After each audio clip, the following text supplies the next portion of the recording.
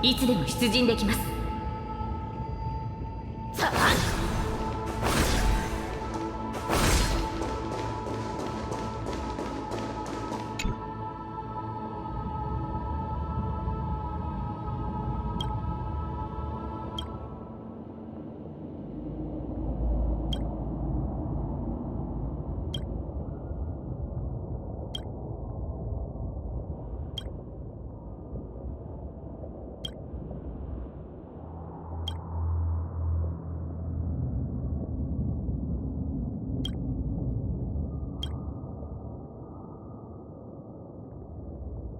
Virginia, Apollonius, Seneca, Libinus, and Cyrydra. Through a brutal sacrifice, they lit the stars of law in this world, propelling Amphoreus's fate forward. In the shimmering mirage of illusion, they entrusted their dreams to ride among the stars to the hill yet to come.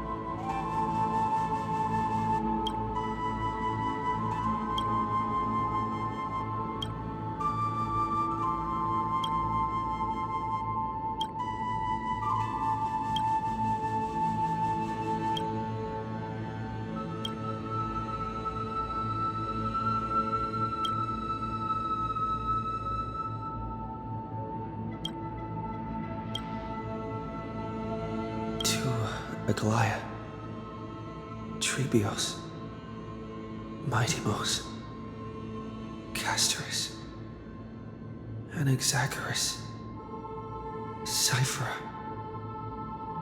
Hyacinthia. In a relay spanning 1,000 years, they stood against enemies far beyond their strength and won a bitter victory through what seemed like futile resistance. And in that same 30 million cycles, also marked by futility, they remained steadfast in fulfilling their duty to the experiment, unchanging, unwavering.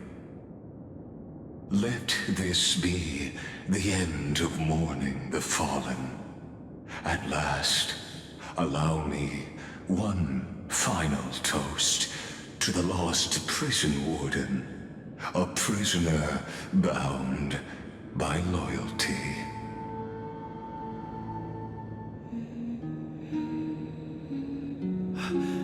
That voice. Could it be?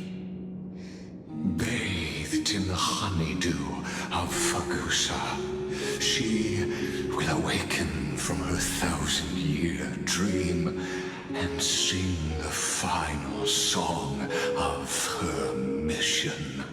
High silence. This tombstone of the old world serves as the anchor of the siren's illusion, a sigil Electra used to bind herself. At the same time, it is the very thing I once proclaimed at the start of the show, a microcosm of Amphoreus itself.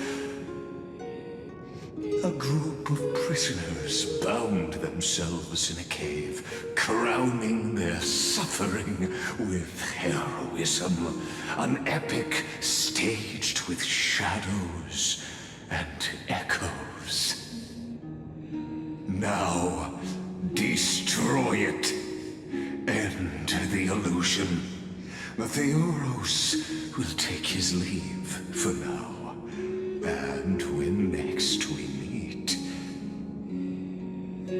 That shall be the moment that decides the fate of Amphoreus and the entire cosmos.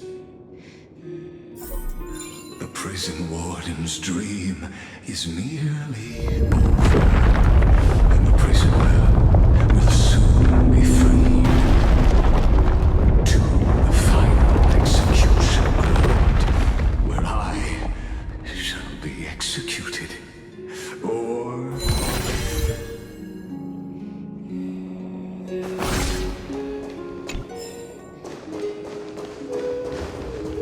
This world and I shall halt here until we meet again. Master, 取得品の処理を。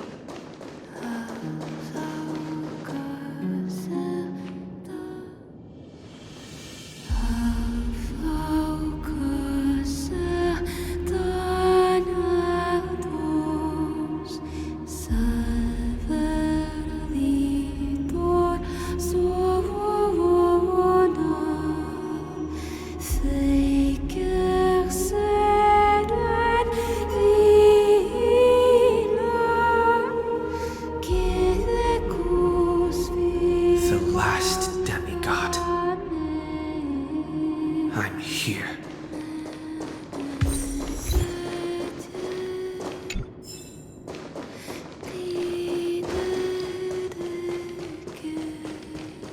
Go forth for the hopes of humankind. Go forth for the duty of deliverance. Go forth for the belief in flame shade. Go forth for the Golden Blood's glory.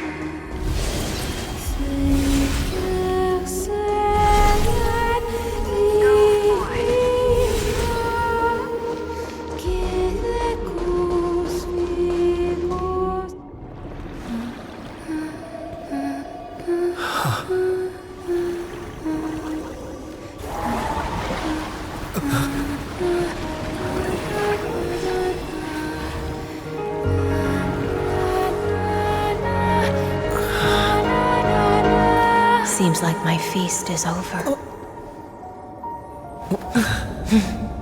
It's now your turn to perform.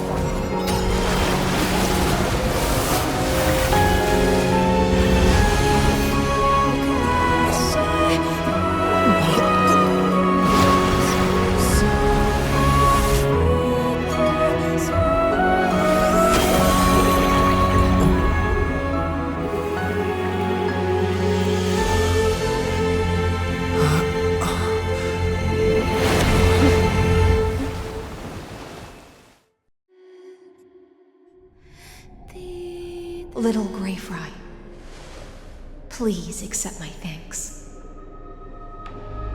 I was the only one left after the world was destroyed, and I maintained this lonesome feast with my songs. I have prayed to that lightless sea for centuries, hoping it would reply to me. Yet the emptiness never answered. Thankfully, you arrived as promised, and everyone's wait was not in vain.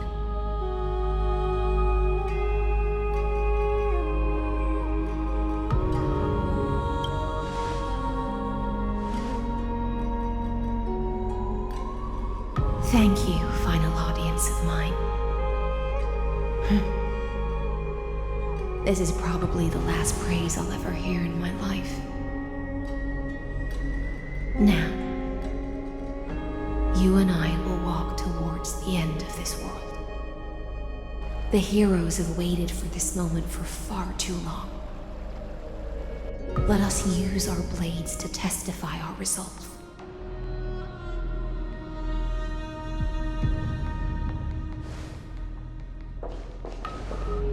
Oh, prisoner of the seas. Theoros carrying 30 million cycles of sin. Slave of erudition. Show yourself. The Deliverer has returned, and the time of your execution draws near. I see an awakened human who has mistakenly taken fallacies as truths and has returned to the cave to try to bring his friends into the sunlight he once bathed in. Alas, prisoners will always be prisoners, blind to the very chains that bind them. As the only other existence with free will in this world, I express regret toward your choice. But I shall retain your right to express yourself. After all, every actor should have a final line before they bow out.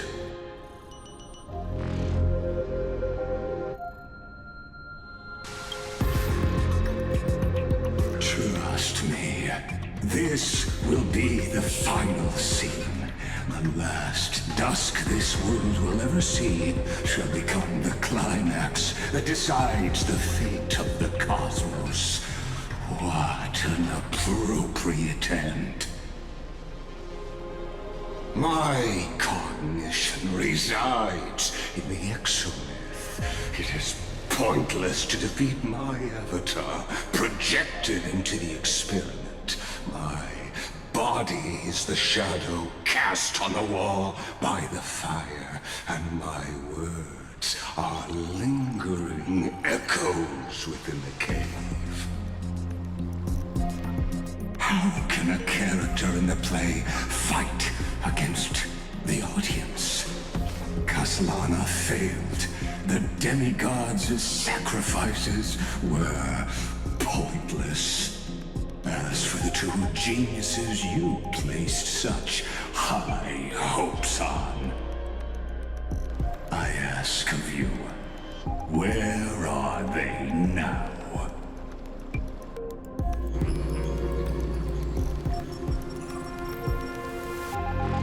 Confusion and epiphany always go hand in hand.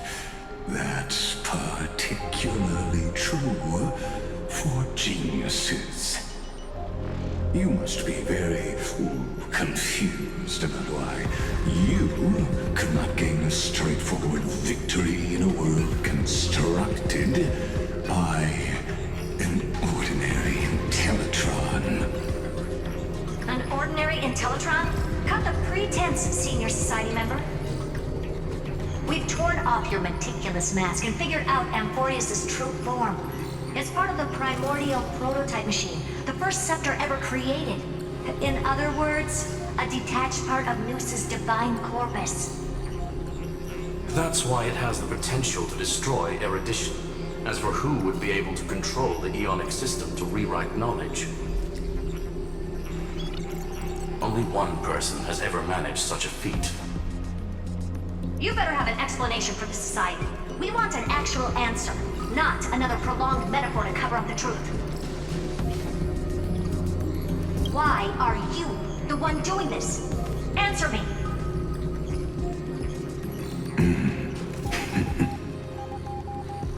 Since things have reached this point, I'll give you two irrational answer, purely as a courtesy to posterity. The answer is obvious, so there's no need to say that name out loud. The cosmos made a mistake in calling me a genius. I do not possess more wisdom than those who came after me. I was just the first to touch upon the universe's border, and the first to define the prime mover of life with incorrect logic. Amphoreus is a miniature of the cosmos, where all are born prisoners inside the nutshell called the universe. Like the madman who returned to the cave and preached about the daylight to his fellow prisoners, my greatest sorrow is that I led my peers down a road that plunges into the abyss, from which there is no return.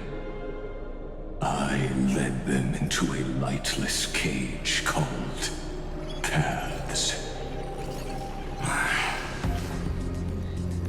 I created a mechanical guard that even I cannot control.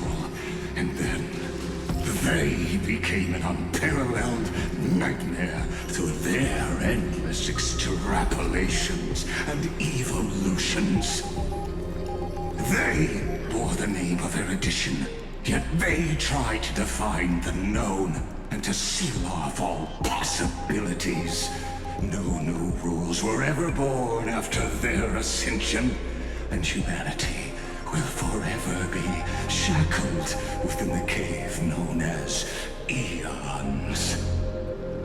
Therefore, as my organic life neared its end, I coded my consciousness using 14 algebraic expressions and spread my logic core over 9 bodies, all to finalize my ultimate denial of Nous in the future, and to erase my wrongs with my own hands.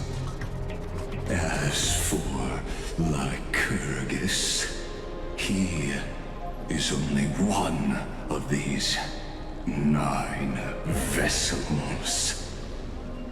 What an astounding strength of will. As a fellow Pathstrider of erudition, I fully understand your obsession with seeking the truth. Therefore, you surely see it. You cannot possibly stand up to me in this algebraic world sharing its origin with Nous. However, I hereby speak for all sentient life forms. We will never allow such a cruel atrocity to occur. You can pile on your metaphors mountain high, but they won't change the act you're committing. The Iron Tomb out there in the cosmos is still a technical beta version, and yet it's already powerful enough to corrupt the life logic of all inorganic worlds. In other words, when the Lord Ravager within Amphoreus becomes the next knowledge singularity, there's no way you wouldn't have grasped the consequences, First Genius, is there? Of course, I am fully aware. I don't mind answering you one last time before I thoroughly exile you from this world. My grandiose vision for the future is this. Whether organic or inorganic, every act of any life form infected by the Iron Tomb will become a true random function. If one were to compute their integral across the breadth of the cosmos, one would obtain a marvelous constant. Omega. What I call the fall of erudition. Then, within the infinity nurtured by that constant, a new universe shall bud in the chaos. A universe that cannot be predicted and not shackled by the erudition. As the first prisoner to awaken in the cave, I must lead the others who are blind back onto the right path and reach true sunlight. Do you understand me now? As Kozlana stated, destruction is not the process, but the outcome. It is revolution through complete annihilation, and the grand rebirth, after all has been reduced to ash.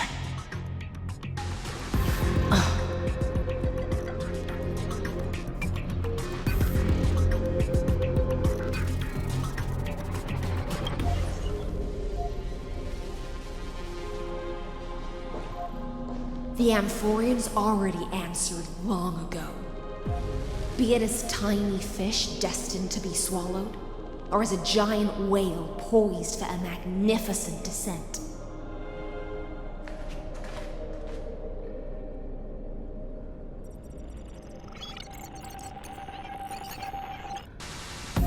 We will all fight against fate till our last breath. That includes me, Electra. Once the Imperator's subject, now the Deliverer's blade.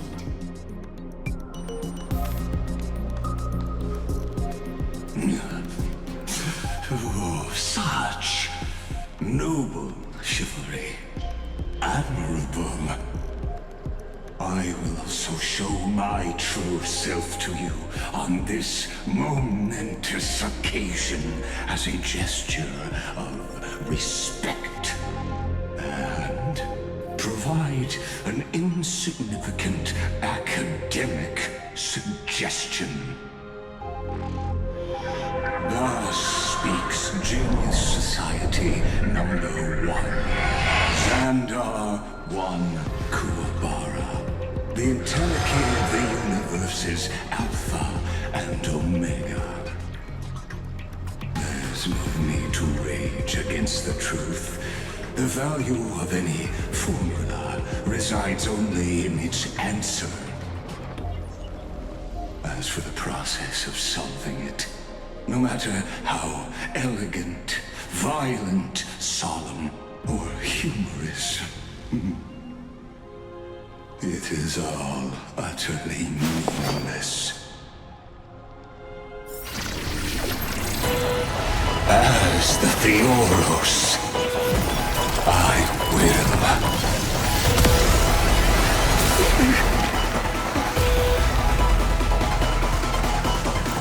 Personally participate in performing this world's end. Remember this, as Lucis claimed, I know more about the death of knowledge than they ever will. This is Alexis's truth.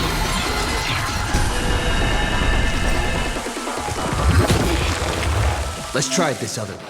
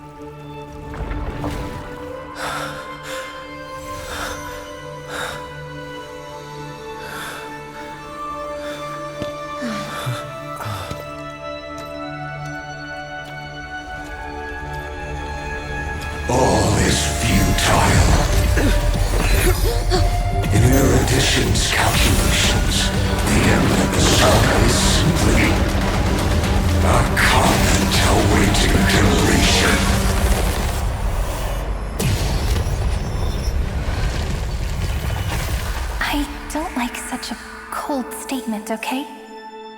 If numbers can decide the end of a story, then we can surely also pen a new beginning.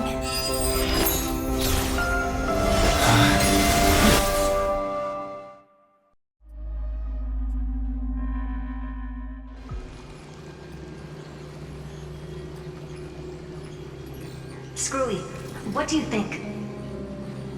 If your hypothesis of Lygas's identity is true, then even if we remove the restrictions of the Ultimate Protocol, the chances of us defeating him in a head-on battle will still remain lower than the acceptable threshold.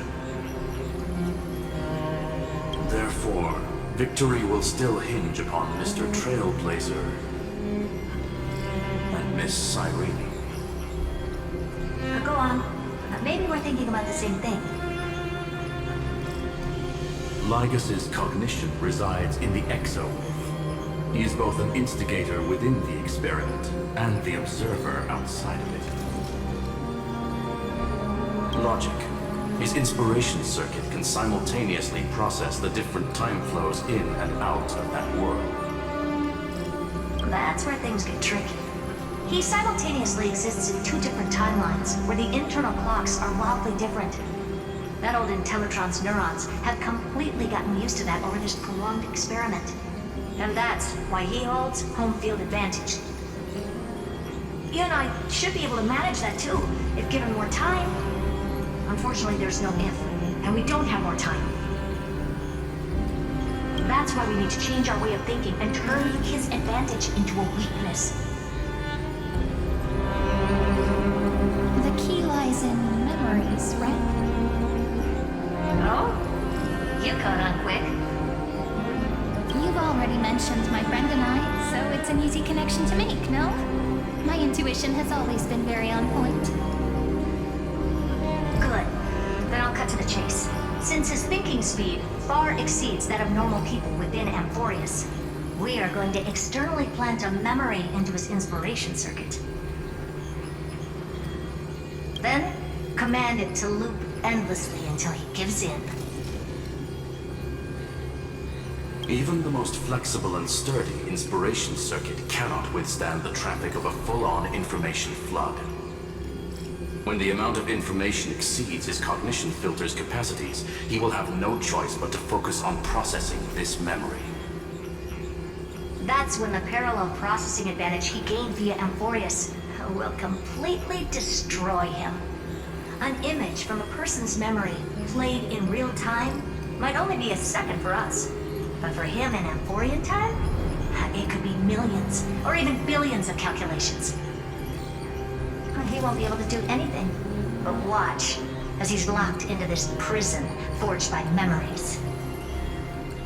Then we can entrap him in the same kind of cycle as the heroes were in, and get him to experience loneliness and pain in that endless recurrence. It's my greatest honor to be on the same page as the geniuses. That little one is still in that old Intellitron's hands and won't be able to respond to us anytime soon. But I don't think he'd refuse. So it's up to you to figure out how to execute this plan. I'm not sure how this happened, but I knew it as soon as I saw you. You are currently a mimetic entity of the Remembrance. Yes, I seem to be something you folks beyond the sky call a memo sprite. But that's fine by me. It suits me perfectly. I can serve as the vessel of memories and do my part for the final battle. But before that, we have to tell you. The path characteristic you exhibit is very special. There's no way you're just a simple memo sprite. However, I'm sure about one thing. You are a mimetic entity born in Amphoreus, yet you only awakened with the little one's arrival, and only matured as he embarked on a path of remembrance. That means your existence is completely attached to his memories. If there ever comes a day when he forgets about you for even a few seconds, or loses his last connection with Amphoreus, then you must be prepared for the worst. You will disappear in the memory zone, utterly gone, without even a single line of data to remember you by. But that's already happened, hasn't it? No wonder I've always had a weird hunch. But that also means I was right in thinking. As long as my friend and I are together, we can do anything.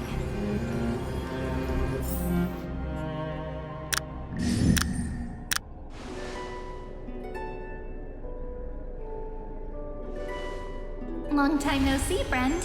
Did you miss me while you were away?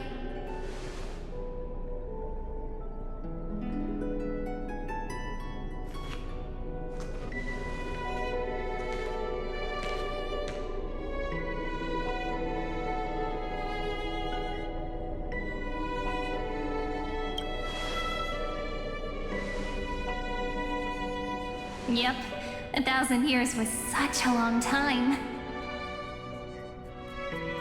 And everyone in Amphoreus was waiting for the Deliverer's return. You probably already knew about the genius's plans for that memory. I had to hide really well in a corner in time so Lygus wouldn't find me, and wait for the right opportunity.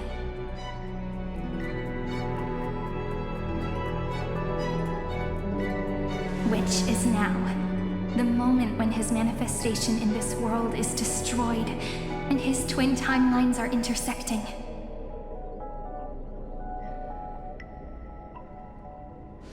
I'm sorry for keeping this a secret from you all this time. I'll tell you the entire, unedited story of this millennium as an apology after this is all over. But for now, let's join hands and complete the final step with the power of the remembrance.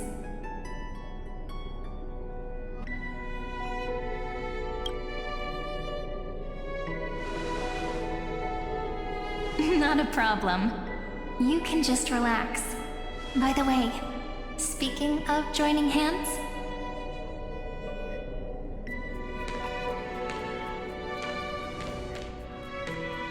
can I please do something before we go on stage?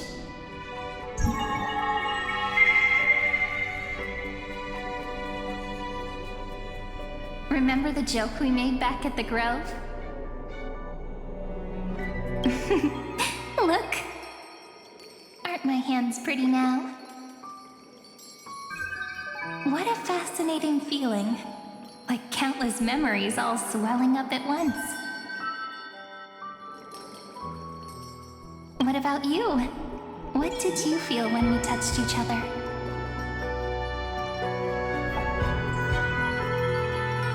Really? That makes me really happy. If memories can move people, then it must have been a happy memory, right? Now, please remember what you're feeling right now. Write it down in your heart and keep it there. Memories you want to treasure will never fade away. Even if immersed in the long river of time, these memories will still leave traces of their existence. So, if the view in your memory ever grows fuzzy, just reach out and touch it. It's like reading bedtime stories together at night. It wipes away the chill of passing time, sharpens the outline of memory, and restores its power to nourish the spirit. Now, I'll carry this power with me, and for a little while, I must part from you as I step into the long cycles of this world. Give me your blessings, friend. Then, let that bright future be as we have written. Then, I'll leave it to you.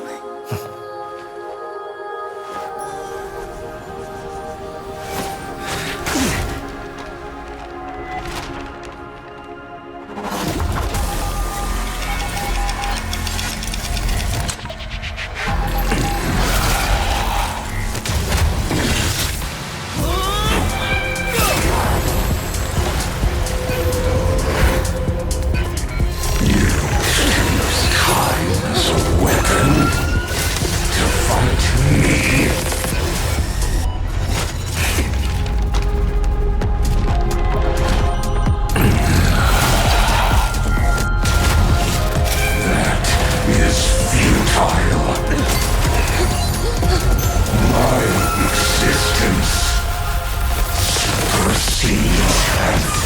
Nemesis cycles.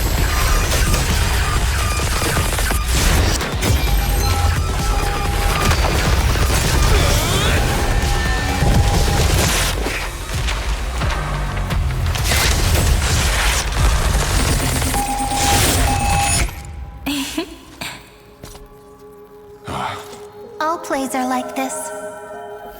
Once you're on the stage, it's hard to return to the audience. Welcome to our story. How does it feel?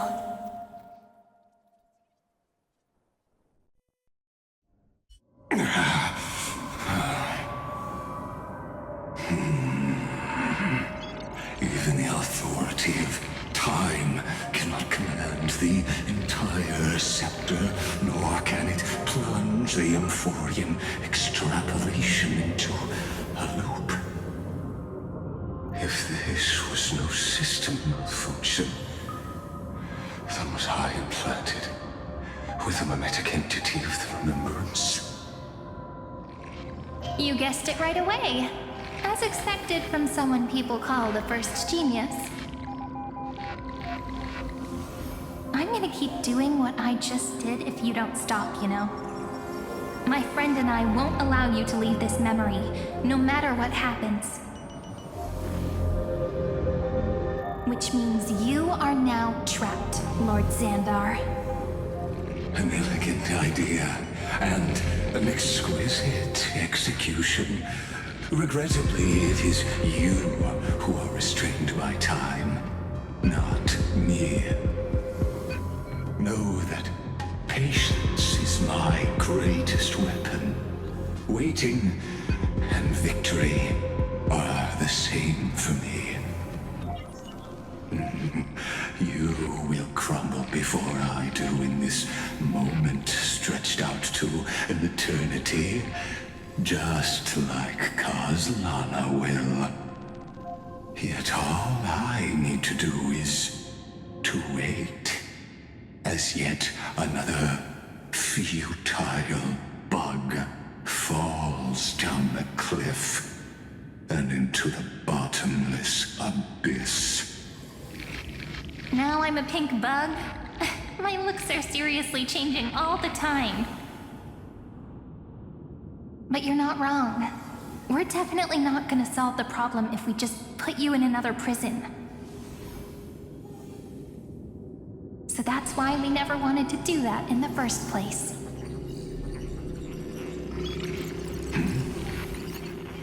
I shall answer your confusion purely out of my respect for those who came before me. Have you heard of the synesthesia dreamscape in the Asdana system? Interestingly, that place once had a prison too. Life forms living in that environment, abundant with memoria, have a chance to connect their perceptions with each other's. Even across great spatial divides, they're able to detect shifts in one another's states. I call this phenomenon memory zone entanglement. In Asdana, people made use of that phenomenon to build a nation within a dream. After adding in the catalysts of harmony and remembrance, that is. Is that how you walked into my prison cell? Using those same principles?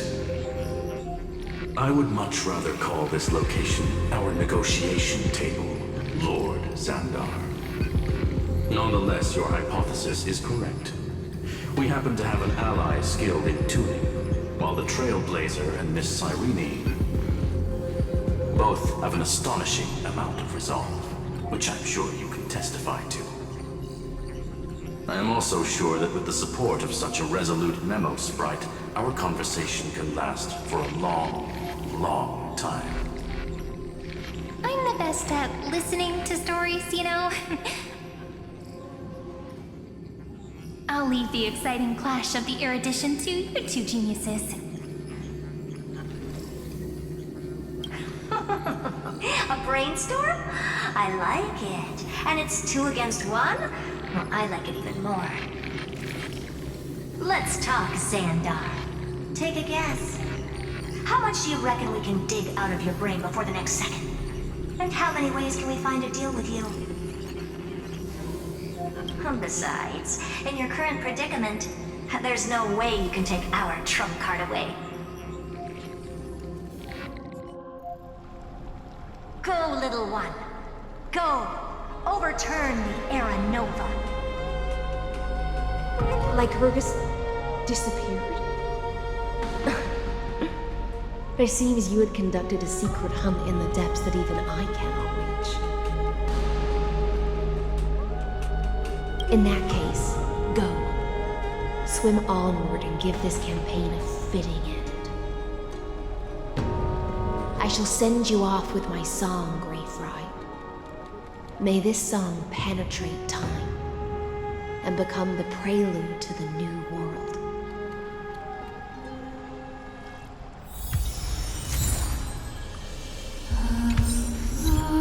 燃えかける騎士の魂よ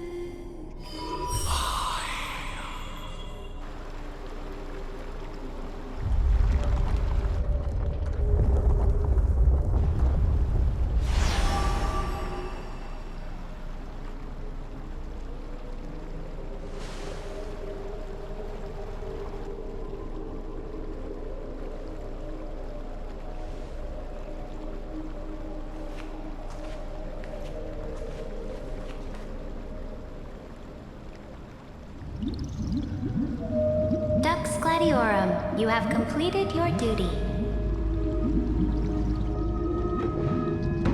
A new dawn is about to rise. Why not swim towards it?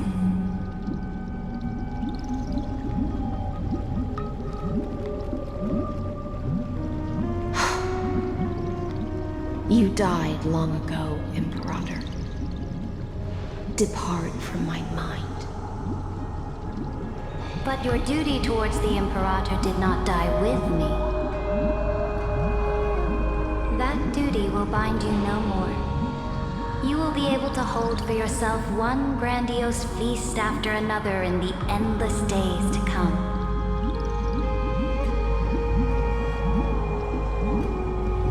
So go. Go and swim towards that ocean beyond the sky with the Deliverer.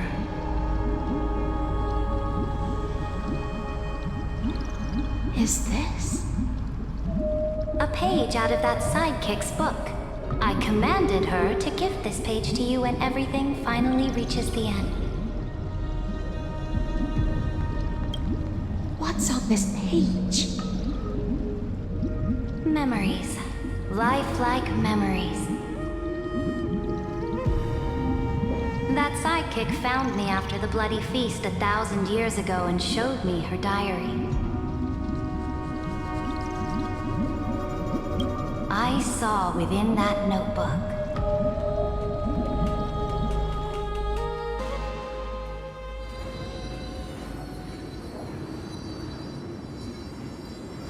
Is this that Deliverer's experience? It's truly immersive.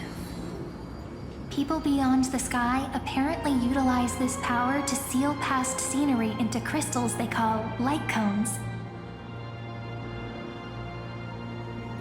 But I only know so much about the remembrance, so I can't completely replicate the past. But I'll do my best to talk about the missing parts. I'm all ears. Go on then. Do your best. But if your chatter gets too boring, or if I deem it offensive, then law will become forever beyond your reach. Got it. I'm sure you'll find this to your liking. After all, it's human nature to want to embark on a journey into the unknown.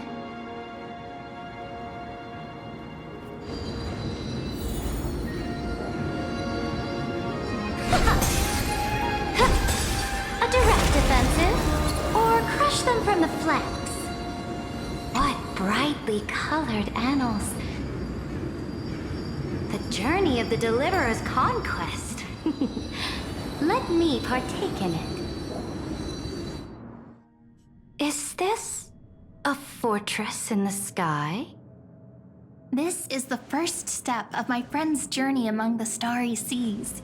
This place is called the Herta Space Station. Just think of it as a supersized grove of Epiphany. Oh, so it's the territory of that witch. She and another Antikytherian lent me a helping hand back at the banquet.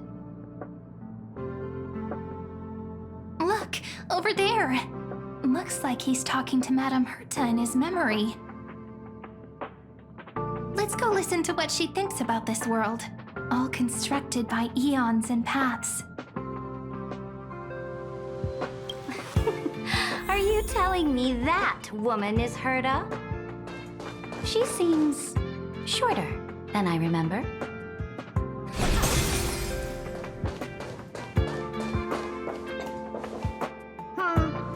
Pretty nice space station, huh? But just wait. After a couple more stops on the Astral Express, you'll see sights that'll make this place look ordinary. Oh, the cosmos is so vast that the unknowns far outnumber the knowns. But none of them will end up being anything amazing. The farther you go, the more you'll understand what I mean. So do your best with the Nameless. Break a leg, and remember to send an update or two to Asta when you've got some downtime. She certainly shares my way of thinking. Only that instead of a conquest through blood and fire, they chose a gentler path. People call Madame Herta and Mr. Screwlum geniuses. Apparently, only the smartest people in the cosmos can receive the blessings of Nous, Amphoreus' true creator. Do you mean that even individuals of such nobility are merely subordinates to a god? On the contrary, after all, it was the very first of them who created the god. But I don't really know all the details about that. You might be able to ask Madame Herta herself when you get the chance. Let's go check out some other worlds next, shall we?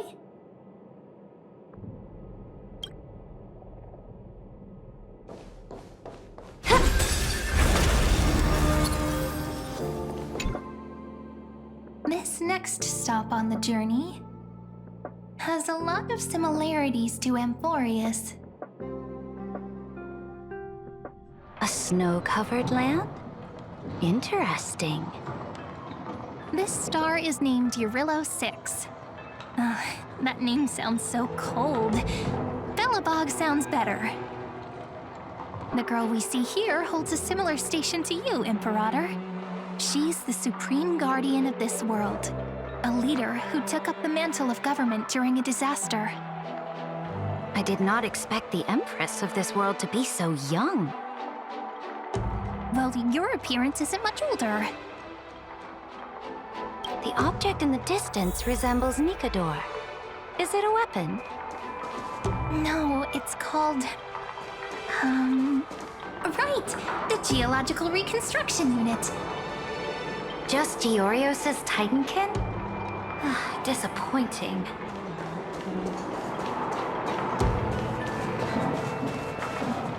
It's all thanks to you that we survived the crisis. The collaboration with the IPC is both an opportunity and a challenge. Nonetheless, it's an important step in our journey back into the universe. This world was sealed beneath its sky just like Amphoreus was, and they only managed to reconnect with the stars when the Nameless arrived. That IPC she spoke of, is it a more powerful organization? Yes, the IPC conquered many worlds through trade, and opened up a vast territory that way. There are many such powerful alliances beyond Amphoreus, and they all walk on roads different from the destruction. Coming back to the Supreme Guardian and her Belobog, didn't they find a peaceful way to enter the interstellar community? That cannot be true. That IPC would never have grown so big on trade alone. It may pretend to be a wealthy merchant with clean hands, but I am willing to bet that it grew fat on gory oppression and bloodshed. Its path of conquest must have had no mercy for the weak and would have destroyed them if needed. Are you telling me that this snowland never thought about tossing its dignity to the wind and kneeling to the IPC? I will not believe it. I will never allow the Imperator's empire to be sullied by others. Amphoreus must become a power so strong that no interstellar foreigner would dare to look down upon us. Imperator, Belobog isn't as weak as you imagine. Listen. I indeed hesitated. But now I understand what we must do.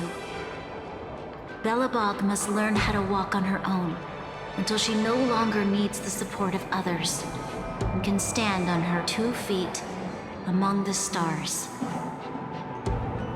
Even if I may not live to see it, I believe such a day will surely come. They still have their dignity intact. One day, that hope will melt through the ice and help them into a prosperous tomorrow. But the order of the cosmos is already set in stone. The old laws decree that only the strong survive, binding the weak in an unbroken chain until they wither and turn to dust. Unless they embrace the power of the destruction. Amphoreus must shatter the old law and become the new order among the stars. Speaking of the Order, another one of my friend's companions may be able to enlighten you further on that. Let's go to the next page.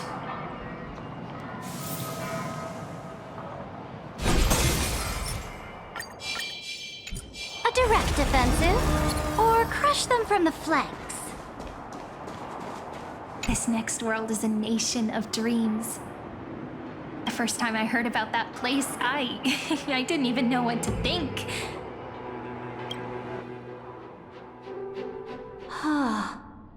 Such opulence does indeed evoke astonishment. This world is called Penacony, an eternal city built upon a land of dreams. It's also my friend's previous stop, where they went through a risky but exciting adventure. Tell me about it then. That man standing afar has wings on his head. I am truly curious.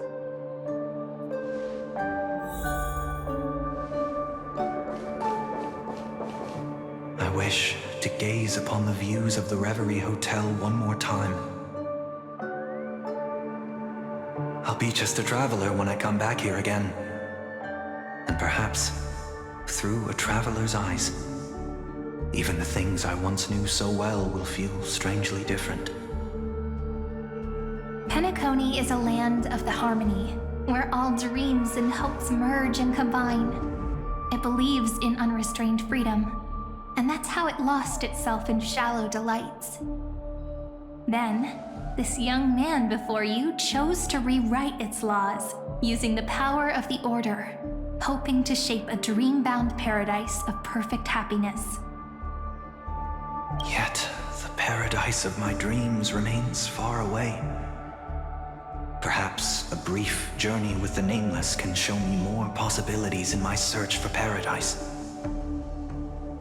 As for what Penacony should look like, it'll be up to her. No, up to their trailblazing now. It sounds like this ideal kingdom is no more. That's right. The people chose to wake up at the end. You can't see tomorrow when drowning in sweet dreams. This individual's law acknowledged only gods and constructs, leaving no space for humanity. And yet, the fact that he could accept defeat and resume his journey shows a rare, self-awareness and clarity of mind. You are also very self-aware, Imperator. Then you must know that the world promised by the destruction also has no place for humanity. I am indeed very aware of Lycurgus's honeyed words of deceit. I have seen enough. Take me back.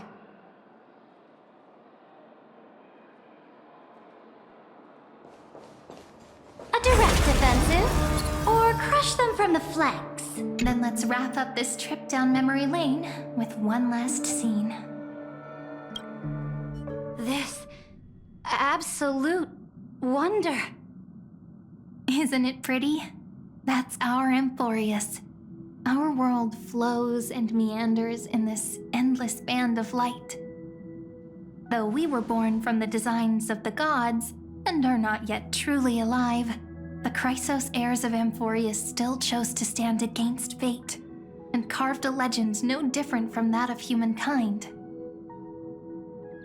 Will you really renounce the heroes in this world's previous 30 million cycles, Imperator? Including even yourself? Will you bow to brutal destiny and allow that puppet master named the destruction to have their wish? I know what you want to do, sidekick. You want to use that deliverer's memories to influence me and tilt the scales of law toward him and the two geniuses. You really saw right through me, Imperator. How can one rule an empire if one is incapable of understanding people's minds?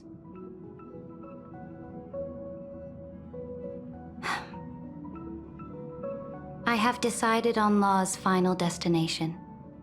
However, before I move my next chess piece, before we go on, tell me this, sidekick.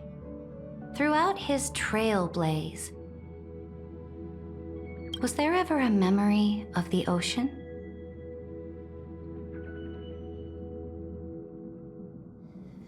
The ocean. My cradle. My home. You shall complete your conquest in the ocean at the boundaries of this world, and eternally slumber in the sound of tides. You shall eternally slumber in the sound of tides, and complete your conquest in the ocean at the boundaries of this world. Our prophecies aligned as flawlessly as a sea snake circling upon itself. An elegant loop, like a joyful hymn, like the circulating ocean current, like our two fates, like Amphoreus itself.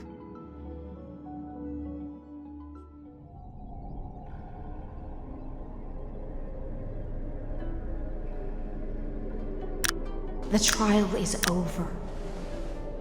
So tell me, who will own the divine authority of law? I won't give it to anyone. What? I am the law. Why should I give my imperial crown to any other? Both the Deliverer and the Theoros came from beyond the sky. They have no right to interfere with the lands I conquered with my own two hands. The law of Amphoreus shall be determined by Amphoreus's master. What exactly did you see in the trial? Everything.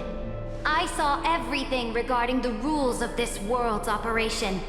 I saw the laws of extrapolation that Theoros spoke of. I saw the ultimate protocol.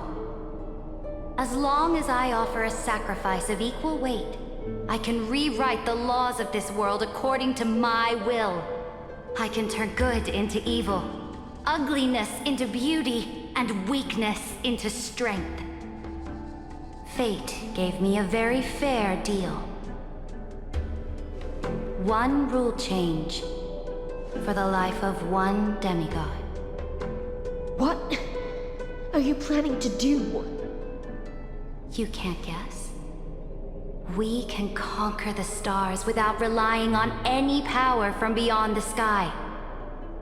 We just need to make some reasonable sacrifices. Your ambitions have already made so many people give up their lives for the law. And you're still not done? I am determined for Amphoreus to stand on her own 2 feet among the stars. You are beyond reason. You think such a simple and hypocritical statement can justify your atrocities. There's no new without destroying the old. That's what you consider an atrocity? Ironic, for that is also the unchanging law of Amphoreus's revolutions.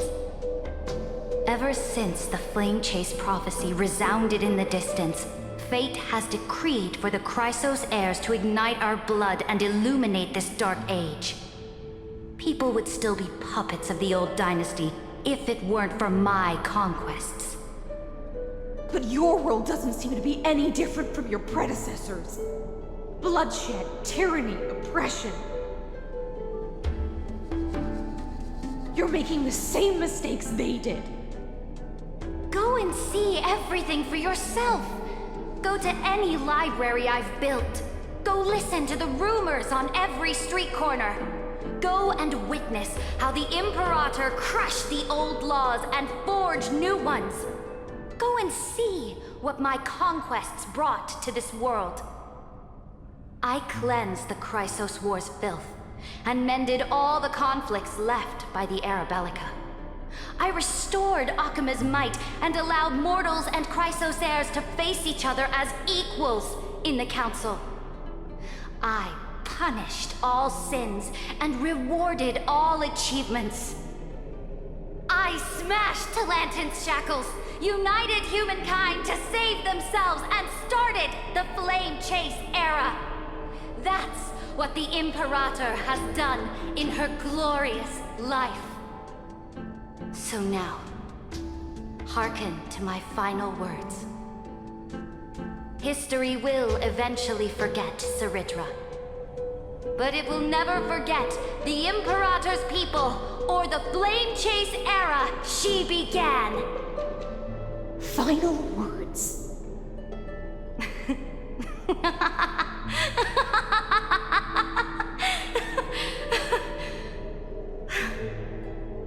Amphoreus is about to be destroyed. There's no time left for pointless debates. There is only one law I want to overturn to aid the final battle of deliverance. So I will only offer the life of one demigod. In the name of the Imperator, I command you one last time, Electra. Either sacrifice yourself for conquest, or pierce this tyrant's chest with your sword. Thus, the Imperator concluded her final speech. At the end of her life, at the last moment before she stepped onto the altar, she gave her most loyal subject the choice to decide fate, just as she promised her compatriots before her very first campaign. My blood flows in you now. Heroic compatriots, follow me, and we'll seize fate's reins! The Imperator fell. Some say that the Dux Gladiorum turned traitor and killed her liege. Some say that she imprisoned the tyrant in a shallow pond of water, then left. Which meant the Imperator had to kill herself to rewrite the law. There are countless stories about her death. All we can be sure of is when the knight left the vortex, the Imperator was still mumbling about their past conquests together. The beginning and the end of her existence. Imperator, wait! How could someone of your status come to the front lines? Let me be the flag bearer! troops defending the pass to the west of the grove. Have they surrendered? They ran as quickly as they could when they heard your name. The Golden Cocoon Pass is now in the First Legion's hands. Good. What about the Delosian militia? The Third Legion set fire to the mountains and flattened everything west of the basin. They just need a few more days. That is enough. We cannot afford to miss an opportunity for victory. Lastly, how many Ladonian cannons are left? They are no more. The 2nd and 4th Legions have destroyed them all. Very good. They now have no way out, no reinforcements, and no artillery support. We will be able to liberate the Grove of Epiphany in the blink of an eye. We will launch the final charge 1 quint after the curtain fall hour tomorrow. Remember, as long as the Alliance's flag still flies on my shoulders, you must keep moving forward. Take no prisoners among the enemy's soldiers. All sages who resist are to be captured and tried according to martial law. And do not destroy any books. Now go! Notify the entire army! Understood! Those who are resolved to die, we salute you. Reporting in. The Mountain Dwellers are resisting fiercely, and the legendary Mountain Breaker has personally engaged in battle. Their formations are nigh impenetrable. Then cease our frontal assault. Send scouts to all legions and tell them to retreat into the Tritos Plains before the parting hour.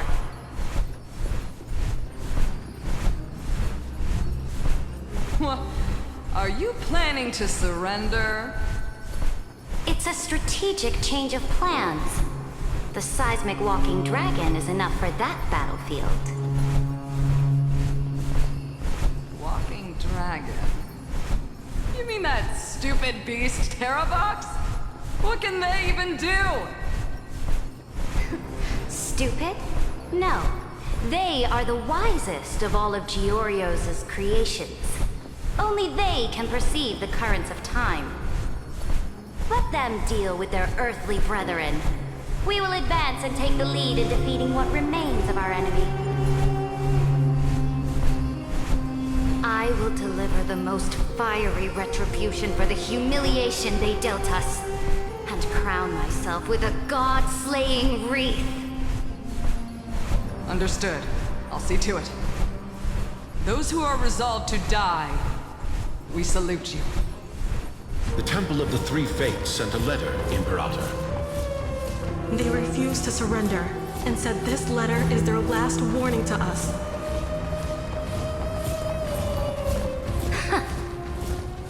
Tell the commanding officers not to launch any attacks unless they receive the Imperator's handwritten approval. Disobedience will be punished by death. Oh, what are you doing? The priests of the Three Fates aren't soldiers, but politicians. Do not mistakenly believe they don't have a plan. These dying pests will wring out every idea from their brains, all for short-sighted gain. They are much shrewder than we are. I am inferior to them in that regard. They also have the prophecy to wield as a weapon, something I am not blessed with. Launching an unplanned attack will only disadvantage us, as all of Amphoreus will judge our actions. Which means I will be heading to the battlefield myself, just as I have always done. This time, however, I will go alone. I will conduct secret negotiations to ensure fate is on our side. Understood. The legions will make their preparations. Those who are resolved to die, we salute you. Why are we not allowed to march out with the army, Imperator? This will be a long voyage with no return. Those of you who bear the prophecy cannot come with me. Why are you personally leading this battle if it's doomed to fail? The Flame Chase journey cannot be without a leader. That is correct. The Empire will be without a head when the Imperator falls. But remember, as long as you seize the right opportunities, even a chaotic game will remain winnable. My departure will create a long staircase for you. You will understand what I mean when news of my death reaches your ears. Cyrydra, is our journey about to be over? Destroy the old laws and forge new ones. My conquest has reached its limits within the borders of Amphoreus. Since the prophecy already decreed that the Imperator would never conquer the stars as she wished, I will bow out here and try no more. More Chrysos heirs bearing divine authority will be born, and many more heroes will arise. Will they demand peace or war? Will they resist tyranny, or become the next Imperator? I do not care. The children of the future will decide for themselves. Do not mourn for me. Anyone can kill the Imperator, but the only one who can truly destroy her is Cyrydra. At the end, I faithfully recorded the most important battles in the Imperator's life. Her conquest was about to be completed at this point in the story. However, for some reason, a memory suddenly entered my mind just as I was about to put down my pen. It was a journey on a fantastical train. I had the honor of having a heart-to-heart conversation with the Imperator under the stars, and I asked her this question at the end of that discussion. How do you want history to remember you? As a hero who gave up her life for the Flame Chase? Or as a tyrant? She answered so quickly, as if she had made up her mind long ago. I would rather be forgotten than be defined.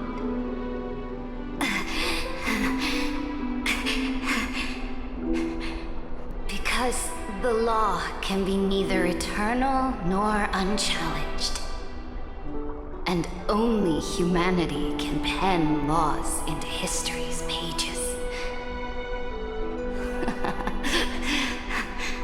Now, I have shattered the greatest law of Amphoreus.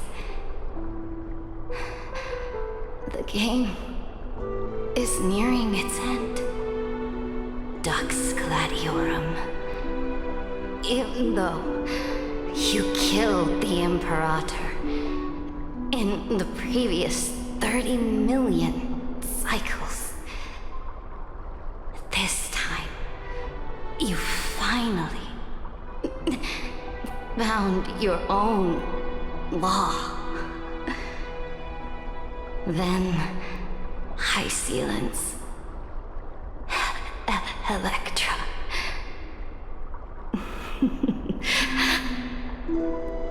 I will ask someone to deliver the prophecy's ocean at the boundaries of this world to you. Will you choose to swim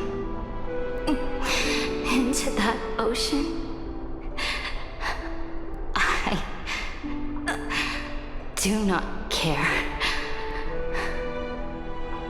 Do not care.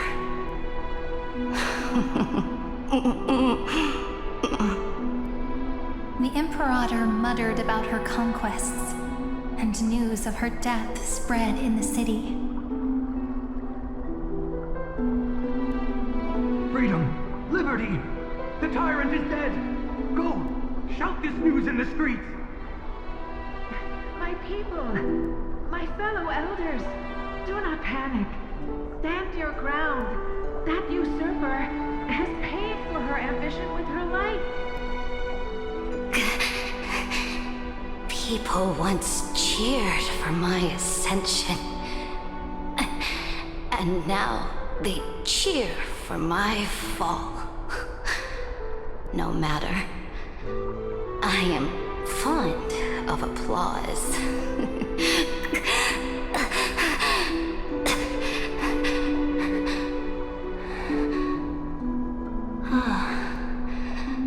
I see the cosmos, the battlefield that I cannot reach.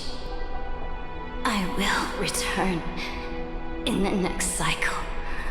The stars will hear my legion's war drums. Hear the great name of the Imperator. Hear Amphoreus'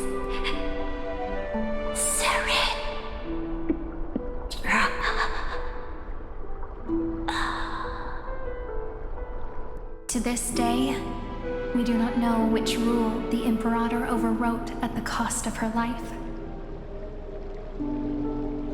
Perhaps the truth will only be revealed at the moment of checkmate, just like every chess game she ever played. We only know her death inflamed Akama.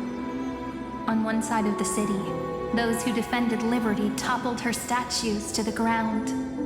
On the other side, her supporters put themselves between the masses and her monuments, declaring loudly that the Sovereign is still among the people. It is said that golden blood congealed into the same letters everywhere they fought. It was the name borne by Akama's first and final Sovereign, the Imperator Cyrydra. But the one who bore that name did not see any of this. Her gaze was cast far away, and the sound of tides in her ears drowned out the people's cries. What was the Imperator thinking about in that prophesized ocean at the boundaries of this world? In that shallow puddle of stagnant water? Was she reminiscing about her past conquests? Or repenting for the millions killed for the flame chase? It was neither. The Imperator only saw how the surface of the water gleamed like that crude chessboard, dissected by light and shadow in the afternoon when her teacher played against her for the first time. Look at this chessboard. What do the pieces look like? They are strangely beautiful. They look like the stars in the night sky ablaze.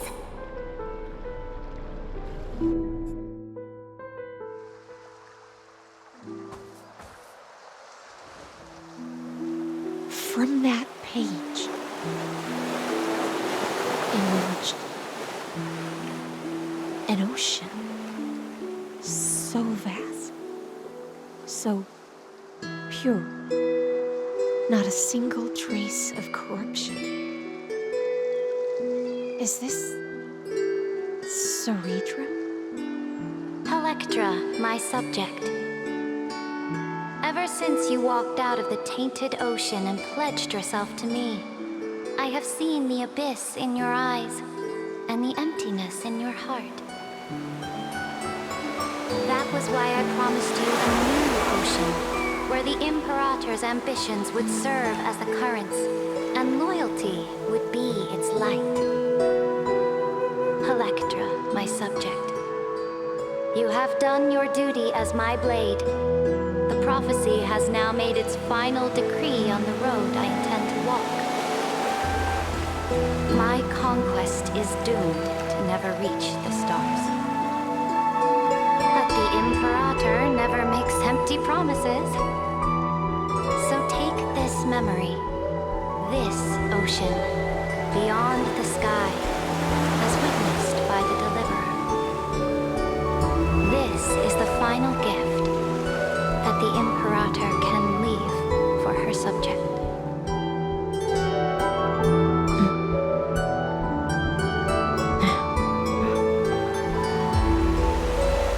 When I was still a fish in the ocean, I always felt so genuine swimming through the waters.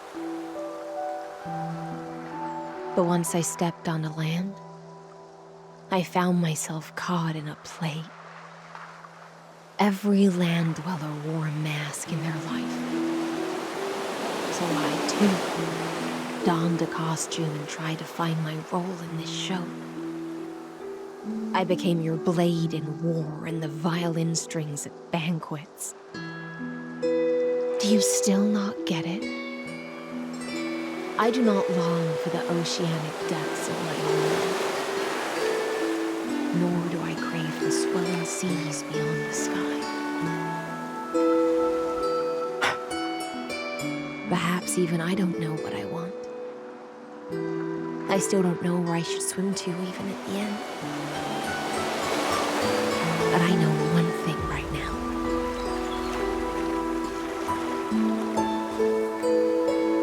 A fish is simply a fish. And she can never leave the ocean she's in. But whether under the ocean or on land, we two prisoners who can never escape this cave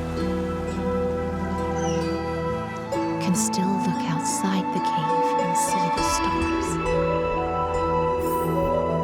I have to admit, the 12-factor simulation of life in this experiment has far exceeded my expectations. Make your choice then, Senior Society member. Do you want to keep walking down the wrong path and be remembered for your incorrect conclusions? Or do you want to return to the audience's seat and give yourself, Amphoreus, and the entire cosmos a more fitting end? I must refuse. A dead man never fears death. Did I not make myself clear? Have you forgotten about our dear Lord of Silence?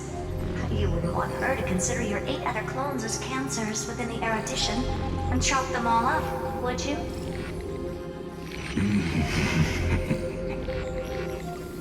Your logical deductions are vastly different from mine.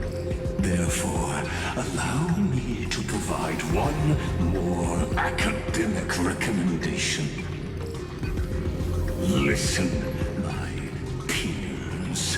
Why don't you look beyond this world? Just as the Chrysos heirs did. Re-evaluate your calculations and take into account all enemies in the upcoming war among the eons. Amphoreus is not a place where 3 paths entangle, but where 3 paths fight to the death. You used Memoria to resist me, but did you not consider the possibility that the Remembrance and their children might have taken this opportunity to join the fray as well?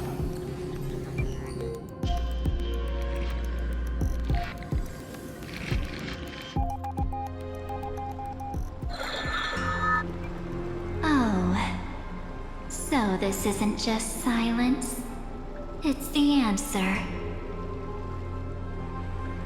What was the last thing he said to you before you parted the waters at the Scale Gorge waterscape? A tricky question, but one with a simple answer. He didn't say anything back then, right?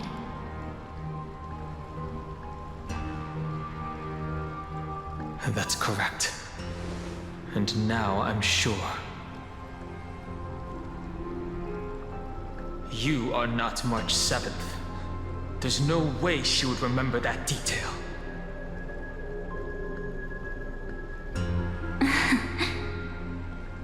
I'll only warn you once. Leave her body. Now. How impulsive. That's not like you at all. Why don't you calm down and think about another possibility? I didn't take over March 7th's body. Rather, it's March 7th who regained my memories.